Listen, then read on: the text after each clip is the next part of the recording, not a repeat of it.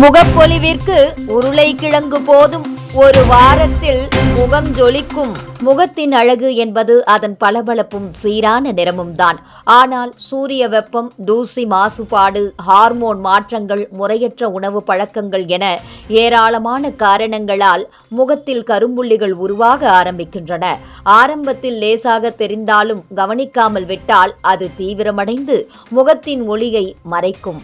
இதற்காக ஆஸ்துமோட்டா பராமரிப்பு நிலையங்களுக்கோ அல்லது விலை உயர்ந்த கிரீம்களுக்கோ ஓட வேண்டியதில்லை. உங்கள் வீட்டிலேயே இருக்கின்ற இயற்கை பொருட்கள் தான் இந்த பிரச்சனைக்கு அற்புத தீர்வாக அமைகின்றன. முதலில் முல்தானி மெட்டியை பற்றி பார்ப்போம். இது நூற்றாண்டுகளாக இந்திய பெண்கள் பயன்படுத்தும் இயற்கை முகமூடியாக இருக்கிறது. இதில் உள்ள தண்ணீர் உறிஞ்சும் தன்மை முகத்தில் தேங்கியிருக்கும் எண்ணெய் மற்றும் அழுக்குகளை வெளியேற்றுவதோடு முகம் மென்மையுடன் காய்ந்து விரைவில் புத்துணர்ச்சி அடைய உதவுகிறது. முல்தானி மெட்டியுடன் ரோஸ் வாட்டர் சேர்த்து பேஸ்ட் செய்து முகத்தில் தடவி 15 நிமிடம் கழித்து கழுவினால் முகம் பளபளக்க தொடங்கும். வாரத்திற்கு 3 முறை இதை செய்வது நல்லது. இதேபோல் மற்றொரு அற்புதம் மிக்க இயற்கை மருந்து உருளைக்கிழங்கு.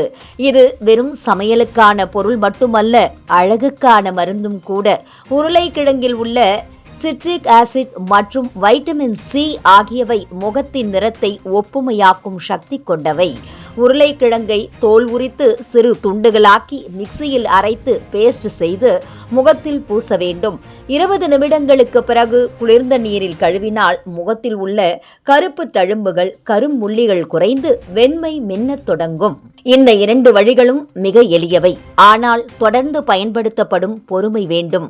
ஒரு நாள் பூசினால் நாளைக்கு சீராகிவிடும் என எதிர்பார்க்க கூடாது.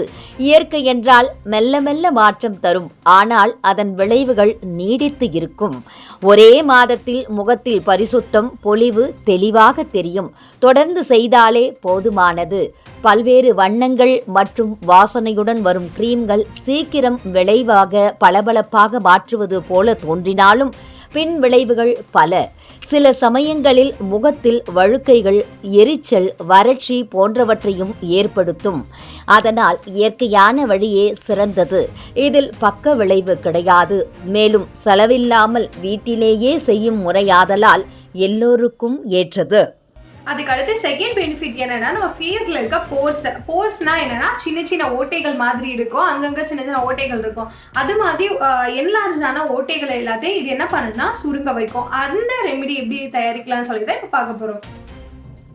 அதே மாதிரி நான் ஒரு பவுல் எடுத்திருக்கேன். உங்களுக்கு தேவையான அளவு முல்தானி மிட்டி எடுத்துக்கோங்க. நான் வந்து ஒரு 1/4 டீஸ்பூன் அளவுக்கு முல்தானி மிட்டி எடுத்திருக்கேன். அதுக்கடுத்து என்னென்னா பட்டைப்பொடி, அதாவது சின்னமன் பவுடர் அப்படின்னு சொல்லுவாங்களா, அதை நான் எடுத்திருக்கேன். இது ஆக்னி போஸ் எல்லாமே க்யூர் பண்ணும். இது வந்து நீங்கள் பட்டைப்பொடி இதுவரை ட்ரை பண்ணது இல்லைன்னா கண்டிப்பாக ட்ரை பண்ணி பாருங்கள், உங்களுக்கு கண்டிப்பாக ரிசல்ட் கிடைக்கும். அதுக்கடுத்து நான் என்ன பண்ணுறேன்னா, எல்லாருக்கும் ஆக்னி போஸ்க்கு தெரிஞ்ச ஒரே ரெமெடி லெமன் தான். லெமன் வந்து நல்லாவே க்யூர் பண்ணும். ஸோ அதோட சீலாம் ரிமூவ் பண்ணிவிட்டு நான் அதோட ஒரு 4 ட்ராப்ஸ் அளவுக்கு எடுத்துக்கிறேன். ஏன்னா கம்மியாகவே எனக்கு போகுது. ஏன்னா பிம்பிள் ஆக்னியில் போகிறதுனால அந்தந்த இடத்துல மட்டும் நான் வைக்க போகிறேன். மொத்தமாக நான் ஃபேஸ் ஃபுல்லாக அப்ளை பண்ணலை. எங்கெங்கே எனக்கு வந்து தேவையான பிளேஸோ அந்த இடத்துல நான் போடுறேன். ஜூஸ் எடுக்கலாம். ஆனால் நல்லா உங்களுக்கு பேஸ்ட்டு மாதிரி வேணும்னா இந்த மாதிரி அரைச்சிக்கிட்டால் தான் ரொம்பவுமே நல்லது. நான் மிக்சியில் போட்டு நல்லா ஃபைன் பேஸ்ட்டாக அரைச்சிட்டேன்.